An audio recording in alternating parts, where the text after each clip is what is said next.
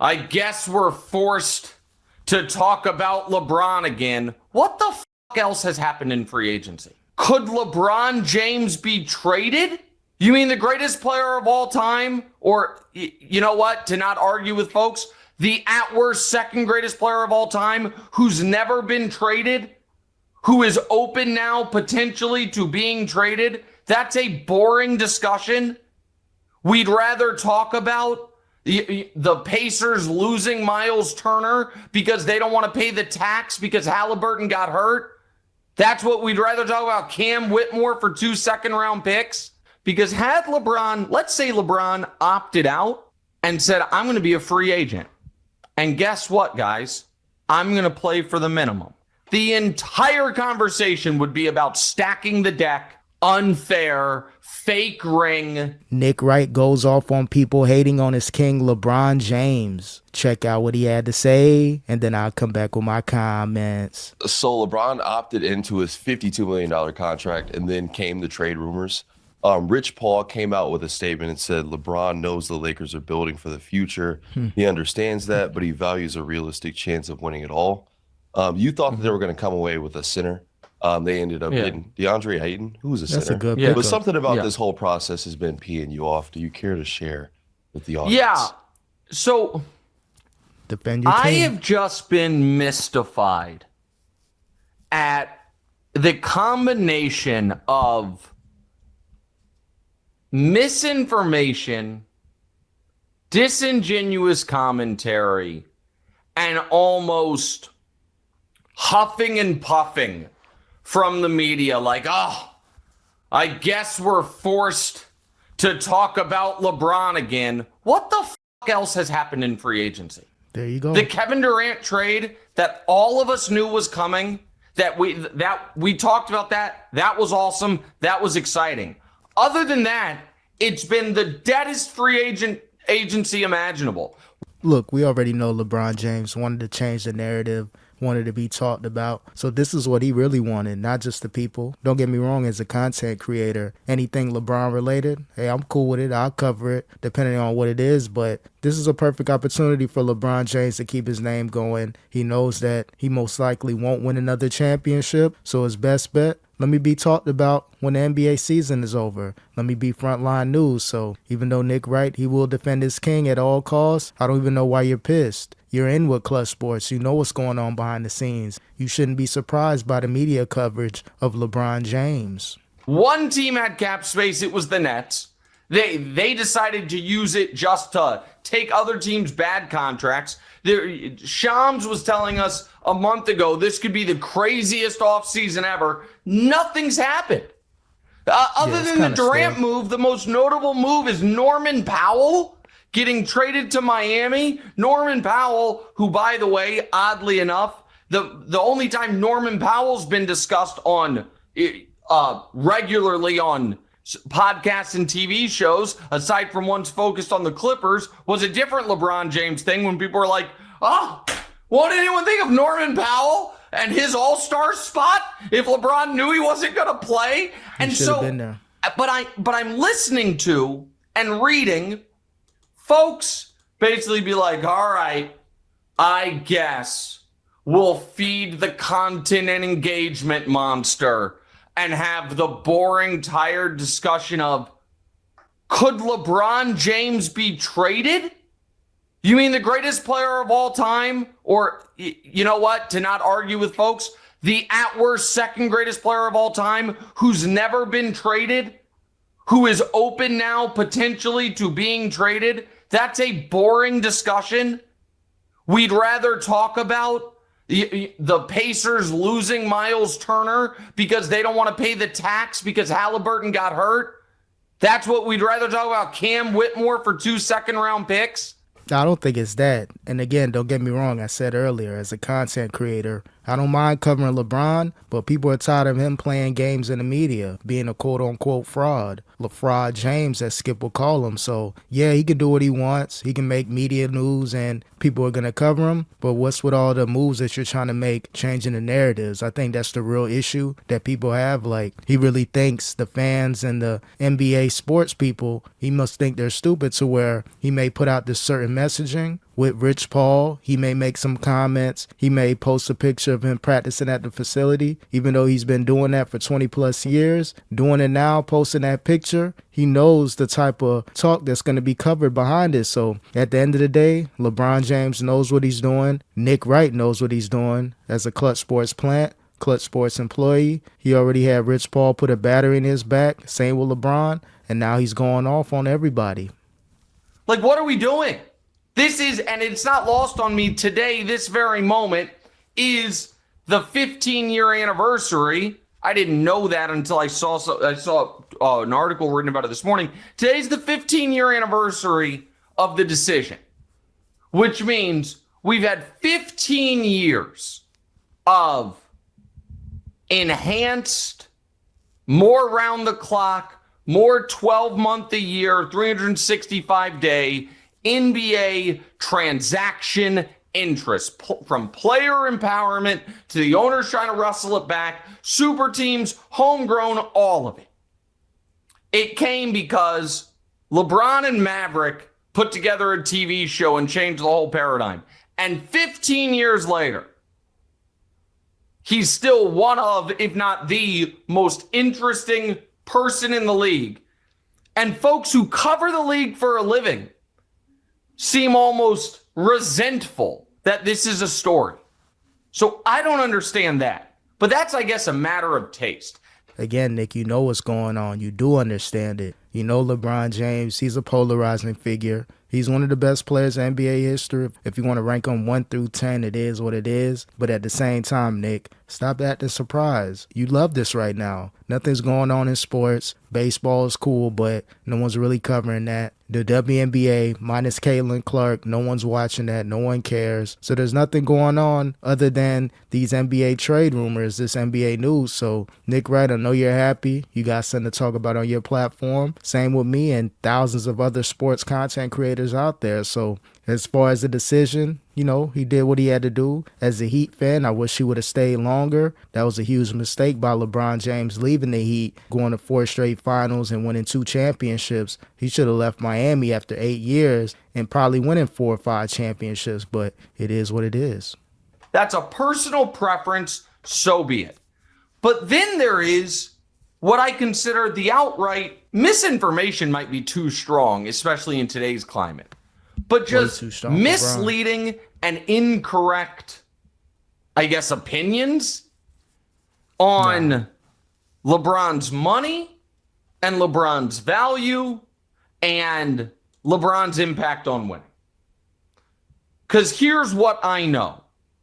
Last year, we had an offseason, by the way. We're in the Olympics.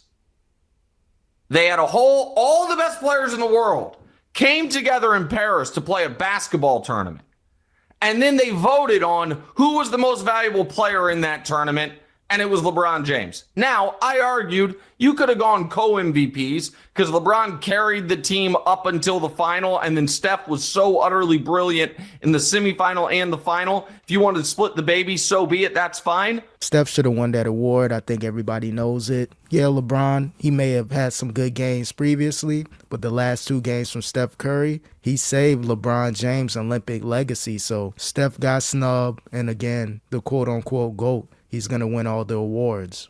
But he won the MVP of that. Then this year, we had a whole NBA season.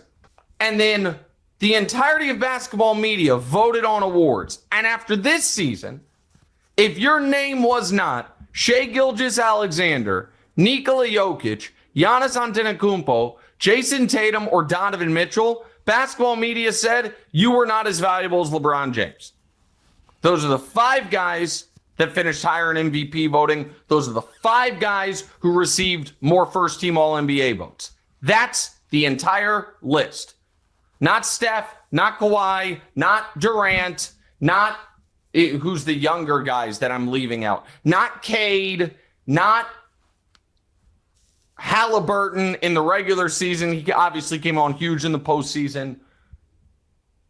None of those guys. We had an awards, we had a season, 6th most first-team All-NBA votes, 6th in the MVP voting. And the reason I bring that up is Then the discussion around LeBron James being the 13th highest paid player was, well, doesn't LeBron understand that a huge impediment to winning is his salary? In what world? Now, if LeBron James wants to continue to get as much help as possible, like he's been saying for many years, he's going to have to take less money. I'm all about players getting their money, making as much money as possible. For the most part, an NBA career is short. And then when you're maxing out playing good like he has played over 23 years, yeah, you want to get as much money as possible. But at the same time, if you're LeBron James, you're worried about your legacy. So him being the 13th paid highest player, cool. But if you want to continue to get as much help as possible, you're going to have to take little discounts here and there. And he didn't want to take a discount this go around at age 40, about to be 41. He opted into the $52 million, which is cool. But don't complain that you don't have help on his team by taking all that money. By being 40 plus, you know what it is. All right, cool. I made my money. I'm making a lot more money outside of sports. Let me go ahead and take 40 million, 38 million, 20 million, whatever you got to do to take as low as possible. People said he would have caught some flack if he would have opted out or get a buyout and go to a different team for 2 or 3 million. At the end of the day, it is what it is. You'll win a championship most likely. And I think the narrative will change that he did take less money. He did go to a championship team, but he said what he was going to do. He's going to take less and win. So LeBron, at the end of the day, people will criticize him no matter what. But at the same time, he does put a lot of criticism on himself. There's that piece of it. That if you're the 7th or 8th best player in the sport and you're the 13th highest paid player in the sport, you're on a bargain contract. Then there was this piece of it. Well, if he was really focused on winning, he should have taken less to help the Lakers. He should have. And that is a understandable opinion by fans and a just abhorrent job by the media in perpetuating that, because LeBron James, if he had cut his salary, DeMonte, from 50, if he had opted out of the 52 and said, you know what, I'll play for 20. You know how much cap space that opens up for the Los Angeles Lakers? $0. Not a penny. Because they're that far over the cap already. They still could have got rid of players, though, so LeBron could have been a domino effect. He takes less. They get rid of some contracts, expiring contracts, or contracts that will end in about 2 or 3 years, like a Gabe Vincent, like a Vanderbilt, a couple players like that, mixed in with LeBron taking less. They would have more money to sign a better player, but again, LeBron, he wanted to take the money and still wants to complain if he doesn't win a championship. If LeBron James had said, I'll go from $52 million to the league minimum, it would have opened up roughly $10 million in cap space for the Lakers. $10 million. Better than nothing. So this idea that the Lakers could have been these major players in free agency if LeBron had simply taken a discount is belied by just the facts. And it's also and we all know this is true, a disingenuous discussion. Because had LeBron, let's say LeBron opted out and said, I'm going to be a free agent. And guess what, guys? I'm going to play for the minimum. The entire conversation would be about stacking the deck, unfair, fake ring, like that. So there was him simply saying, I don't know, I'm the 13th highest paid guy in the league. I'm probably pretty underpaid. And that's even before you consider all of the off-court stuff that I bring to the table. So, yeah, I'll just play for my $50 million is more than totally reasonable. Yeah, he would have probably caused some backlash if he went to a different team and took less the league minimum. But he can do that with the Lakers as well. He can take the least amount as possible, move some players around, and they can still get another all-star, a couple good players. So either way, if you're LeBron, if you want to win, you take less money, get yourself out the way, and then hopefully the Lakers, they'll move enough players for you to get enough cap space to get another all-star player, so you don't have to settle for a player making $9 or $10 million. Was there like So go did ahead. he have to but he opted into the contract? Like what would have his other options have been? You know, He could have opted out and been a free agent.